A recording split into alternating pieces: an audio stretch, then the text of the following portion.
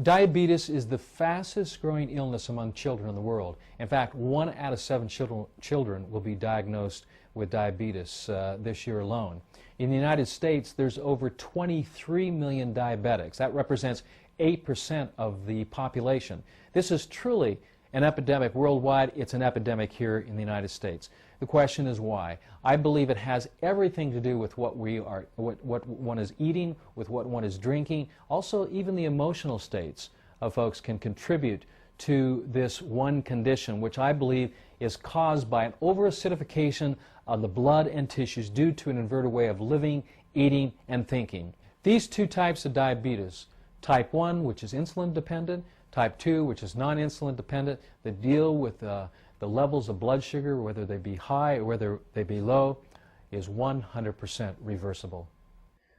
Type 1 diabetes is reversible, and being probably one of the only doctors in the world that has had success with type 1 diabetes, of all the symptoms associated with those initial stages of type 1 diabetes, which is fatigue and tiredness and lightheadedness and dizziness, were all associated with symptoms of congestion of the root system or the small bowel of the body. Most doctors perceive that type 1 diabetes focal point is with the pancreas and with the high glucose or the high blood sugars or low blood sugars. And I said, this is just not the case, that the diabetes was actually a reflection of the health of the small bowel, and that if we could clear the bowel and bring health to that part of the body, that would bring stress off the pancreas. Your red blood cells are getting sweeter and sweeter and sweeter, and it's releasing blood sugars, and it's going up, and that's, of course, putting more demands on the pancreas.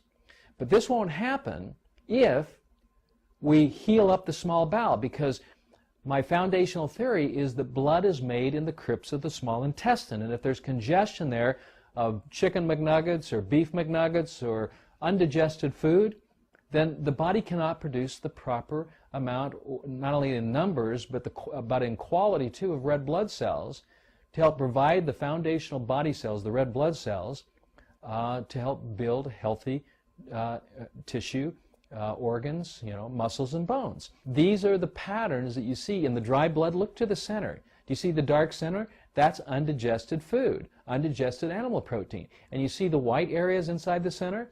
Those white areas are indications of breakdown in the small intestine, irritation or inflammation in that part of the body.